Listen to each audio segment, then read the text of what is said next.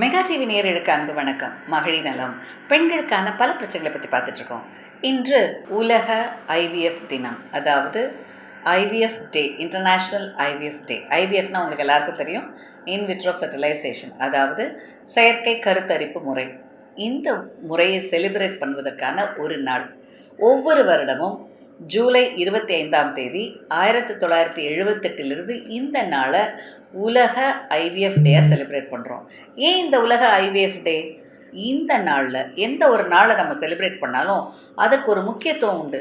அதன் நாள், இந்த நாளை குறிப்பதற்கான இதனுடைய கருத்து என்ன, இது எதனை சொல்கிறது, இதை பற்றி ஒரு விழிப்புணர்வு, இதில் இருக்கிற பல நன்மைகள், இதை அறிவுறுத்துவதற்கு உலகமெங்கும் இந்த நாளில் உள்ள முக்கியத்துவத்தை உணர்த்துவதற்கான தினம். எதை பற்றி?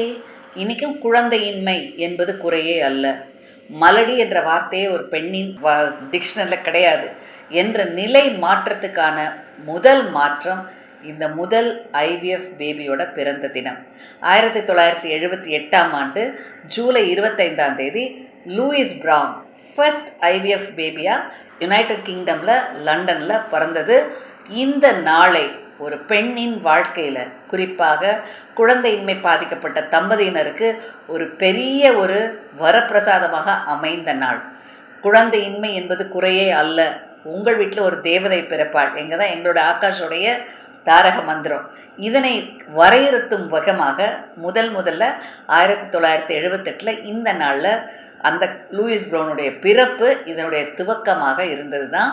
இந்த ஒரு பெரிய சகாப்தமான ஐவிஎஃப், அதாவது அட்வான்ஸ்டு ரீப்ரொடக்டிவ் கேரில், அதாவது ஏஆர்டி முறைகளில் வர்ற ஒரு முக்கியமான ஆரம்பமான நாள் இந்த நாள். கிட்டத்தட்ட 1944 இந்த ஐவிஎஃப் செயற்கை கருத்தரிப்பை பற்றி பலவிதமான ஆய்வுகள் உலகெங்கும் நடந்துட்டு இருந்தது. பலவிதமான கைனகாலஜிஸ்ட்டு, இதில் இருக்கிற ஜெனட்டிக் ஸ்பெஷலிஸ்ட்டு மற்றும் எம்ப்ரியாலஜி ஒர்க் பண்ணுற பலவிதமான பீப்புள், இதனை பல தரப்பட்ட ஆய்வுகளின் வெளிப்பாடு இந்த முதல் ஐவிஎஃப் குழந்தை 1978 பிறந்தது. இதனுடைய ஆரம்பம் கருக்குழாய் அடைப்பா, குழந்தை பெற வழி என்ன, மறுமணம் இல்லைன்னா தத்தெடுப்பு என்ற நிலை மாறி தன்னுடைய குழந்தையை தான் பெற்றுக்கொள்ள முடியும் என்பதை நிலையறுத்தும் தினமாக இந்த நாள் முதல்ல உருவானது. ஸோ ஒவ்வொரு வருடமும் இந்த ஐவிஎஃப் டேவை செலிப்ரேட் பண்ணும்பொழுது இந்த விஞ்ஞான முன்னேற்றங்கள் இந்த துறையில், அதாவது குறிப்பாக இந்த செயற்கை கருத்தரிப்பு முறையில் பலவிதமான விஞ்ஞான முன்னேற்றங்களுடைய துவக்கம், அதனுடைய நிலை, அதில் இருக்கிற முக்கியமான அட்வான்ஸ்மெண்ட், இதனை குறிப்பதற்கு இந்த நாளை செலிப்ரேட் பண்ணுறோம். இரண்டாவது, இந்த நாளில் உலகெங்கும் உள்ள மக்களுக்கு குழந்தையின்மை என்பது குறையல்ல, உங்களுக்கு குழந்தை தேவையா, இதற்கான ட்ரீட்மெண்ட்டை ப்ராப்பராக எடுங்க, இதற்கான வழிமுறைகள் இருக்குது அப்படின்றத ஒரு வரையறுத்தும் விதமாக அவேர்னஸ், ஒரு விழிப்புணர்வு மக்களிடையே உருவாக்கணும். ஏன்னா இன்றைக்கி நீங்கள் பார்த்தீங்கன்னா உலகெங்கும் 6ல் 1 தம்பதியினருக்கு குழந்தை பேர் இல்லை. கிட்டத்தட்ட 15% இந்தியாவில் இருக்கிற தம்பதியினருக்கு குழந்தை இல்லை. பல கோடி குழந்தை இருக்கிற இடத்துல ஒரு குழந்தை கூட இல்லைங்கிறது ஒரு பயங்கரமான விஷயம். அது தவிர இன்னைக்கு நீ உலக அளவில் பார்த்தீங்கன்னா ஒரு காலகட்டத்தில் குடும்ப கட்டுப்பாடு, போதும் குழந்தை அப்படின்ற நிலை இல்லாமல் இனி வரும் காலத்தில் குழந்தை வேணும் அப்படிங்கிறத முக்கியம். ஏன்னா இன்றைக்கி நிறைய இடங்களில் பார்த்தீங்கன்னா குழந்தை பிறப்புங்கிறது குறைவாக இருக்குது. 2100, இப்போ நம்ம 20th செஞ்சுரியில் நம்ம இருக்கிறோம். 21st செஞ்சுரியில், அதாவது 21ஆம் செஞ்சுரியில் ஜப்பானோட பாப்புலேஷனை பாதி ஆயிருங்கிறாங்க, சைனாவோட பாப்புலேஷனை பாதி ஆயிருங்கிறாங்க. ஏன்னா அவ்வளோ குழந்தை பிறப்புங்கிறது குறைந்து வருகிறது. Fertility is declining. ஸோ இது பல காரணங்கள் இருக்குது. இன்றைக்கி ஆணுடைய விந்தணுக்கள் ரொம்ப குறைவாக இருக்குது. விந்தணுக்கள் குறைவில் விந்தணுக்கள் ரொம்ப இல்லாத நிலையே வருங்கிறாங்க. இன்றைக்கும் ஆண்கள் பெண்களுடைய ரேஷியோ பார்க்கும்பொழுது 1000 ஆண்களுக்கு கிட்டத்தட்ட 900 பெண்கள் தான் இருக்காங்க. ஸோ இப்படி இருக்கும்போது இவங்களுடைய குழந்தை பிறப்பு, குழந்தை பேர், நிறைய பெண்கள் குழந்தை பேருக்கான காலகட்டத்தை தள்ளி போடுறாங்க. ஒரு குழந்தை போதும், குழந்தைய வேண்டாம் என்ற தம்பதியினர் நிலை இன்றும் உலகில் அதிகரித்து வருது.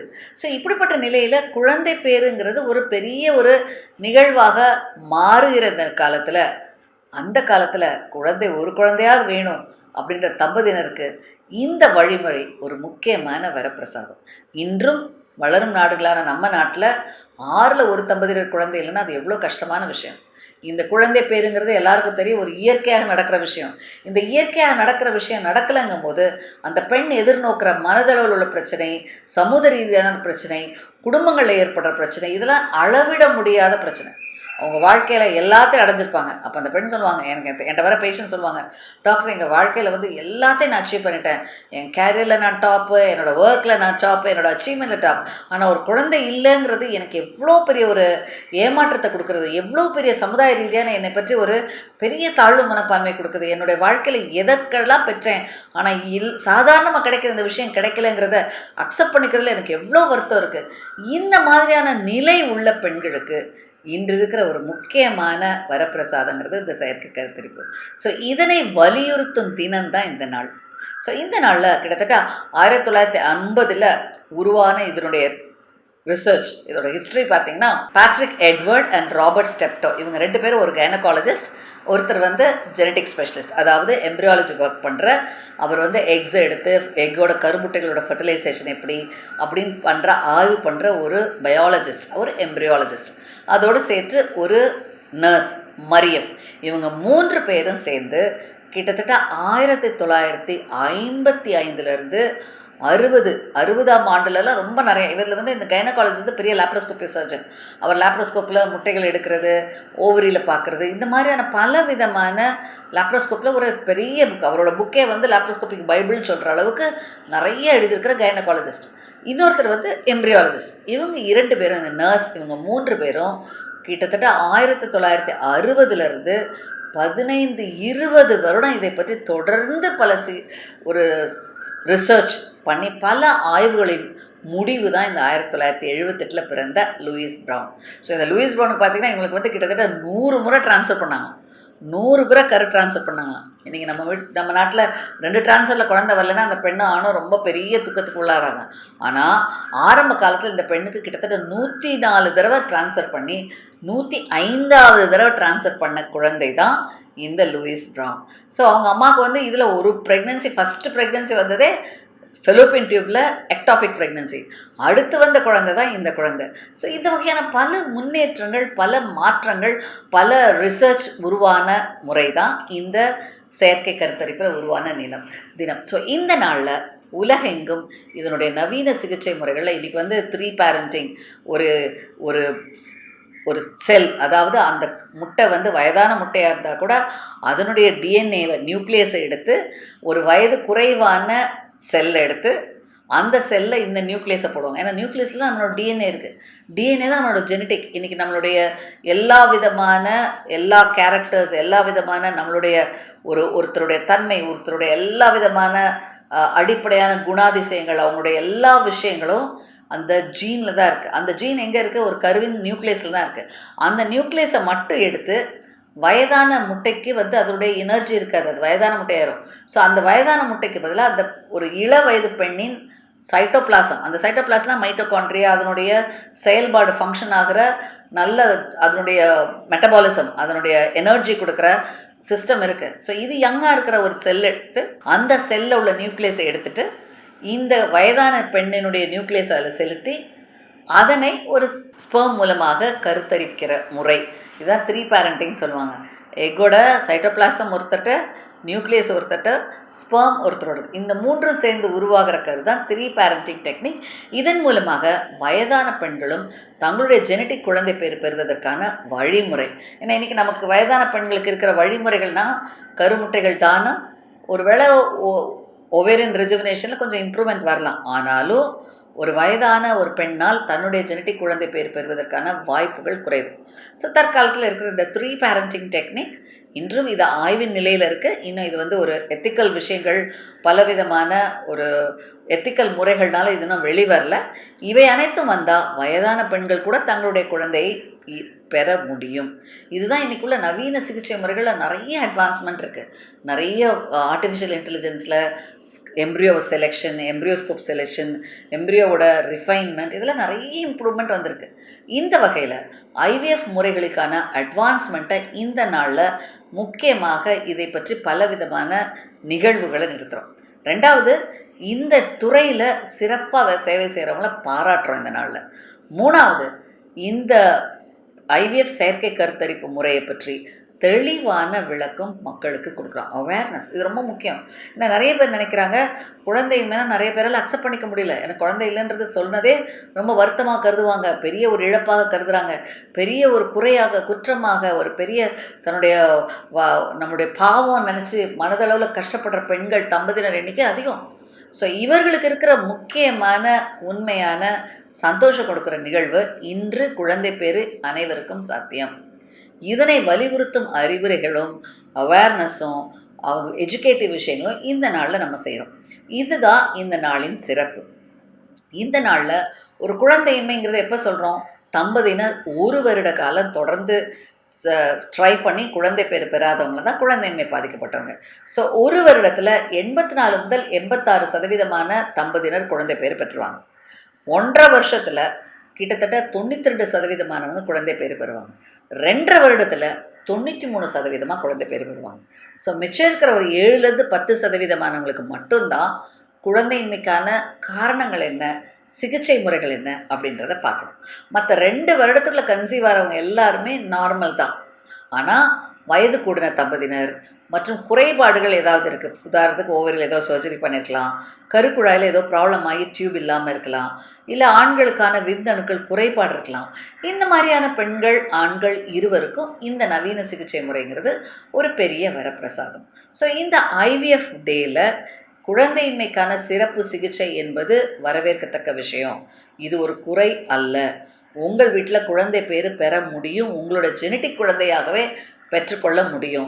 இன்றைக்கி கருக்குழாய் அடைப்பாக இருக்க பெண்கள் மற்றும் ஆண்கள் விந்தணு ரொம்ப குறைவாக இருக்கவங்க, 2 மில்லியன் ஸ்பெர்ம் இருக்குது, இல்லை ஸ்பெர்மே இல்லை, இல்லை அக்கேஷ்னல் ஸ்பெர்ம் இருக்குது, இல்லை ஸ்பெர்ம் மொட்டிலிட்டியே இல்லை, இந்த மாதிரியான ஆண்கள் மற்றும் 2 பெண்களுக்கும் அந்த முட்டைகள் இல்லாத நிலை மற்றும் ஆண்களுக்கு விந்தணுக்களே கிடைக்காத நிலை மற்றும் இந்த பெண்களுக்கு அடிக்கடி மிஸ்கேரேஜ் ஆகிறது, குழந்தையின்மையினால் பாதிக்கப்படுறது மட்டுமில்லை, குழந்தை பேர் பெற்று குறைபாடுள்ள குழந்தை பிறப்பது, இந்த மாதிரியான பல காரணங்களுக்கு முக்கியமாக இந்த ஐவிஎஃப் செயற்கை கருத்தரிப்பு முறையை செயல்படுத்த செய்கிறோம்.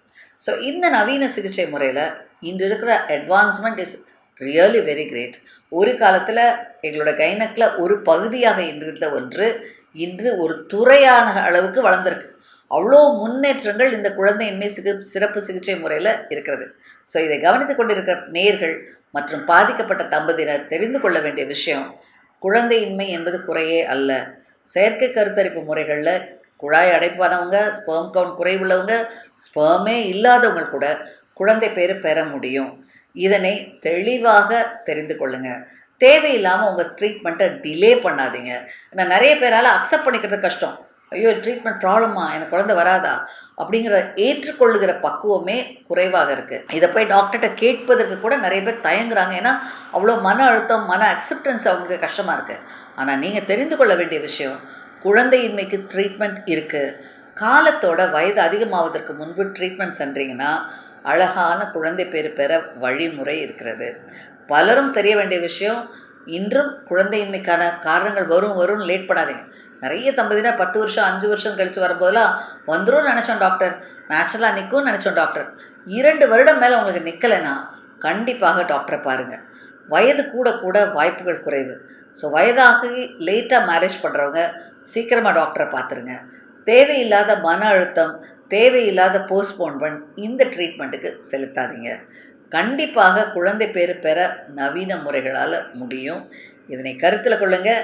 எல்லாருக்கும் என்னுடைய ஐவிஎஃப் டே வாழ்த்துக்கள். நேயர்களே, உங்கள் சந்தேகங்கள், பிரச்சனைகள் எதுவானாலும் எழுதுங்கள். நிகழ்வை பார்க்குற நேயர்களுக்கு சொல்கிற ஒரு சிறப்பு செய்தி, ஆகாஷ் குழந்தையின்மை சிகிச்சை மையம் வடபழனி, வடபழனியில் மட்டும்தாங்க இருக்கீங்க ஆகாஷ். இந்த ஆகாஷில் இந்த ஐவிஎஃப் தினத்தை ஒட்டி தொடர்ந்து 1 மாதம் வரை இலவசமாக ஃபர்ஸ்ட் கன்சல்டேஷன் கிடைக்கும். இதற்கான செயல்பாடு ஒரு 10% எல்லா ட்ரீட்மெண்ட்டுக்கும் டிஸ்கவுண்ட் கிடைக்கும். மற்றும் இக்ஸி முறையை 1 lakh பேக்கேஜ்லேயும் ஐவிஎஃப் முறையை 85,000 பேக்கேஜ்லேயும் ஒரு சலுகையாக கொடுக்குறோம். இந்த நாளில் இந்த உலக ஐவிஎஃப் டேயின் சிறப்பு அம்சமாக ஆகாஷ் குழந்தையின்மை சிகிச்சை மையத்தில் இதனை நாங்கள் செயல்படுத்துகிறோம். இது மட்டுமல்ல, பெண்களின் உடல் நலமும் முக்கியம். ஸோ ஐவிஎஃப் குழந்தை பேர் பெற்ற எங்களோட 15,000 கப்பல் எங்களுடைய பல டெலிவரியான பல தம்பதியினருக்கு இந்த நாளில் ஒரு ஸ்பெஷல் ஸ்மார்ட் வெல்னஸ் செக்கப் கொடுக்குறோம். இது ரொம்ப ஒரு சலுகையான நிலையில் அந்த பெண்ணுடைய கர்ப்பப்பை, மார்பு எல்லாவற்றையும் பரிசோதித்து ஆரோக்கியமாக வாழ்வதற்கான டிப்ஸோடு கொடுப்பது தான் ஸ்மார்ட் வெல்னஸ் ஹெல்த் ப்ரோக்ராம். இதனையும் நீங்கள் பெற்றுக்கொள்ளுங்கள் இந்த நாளில்.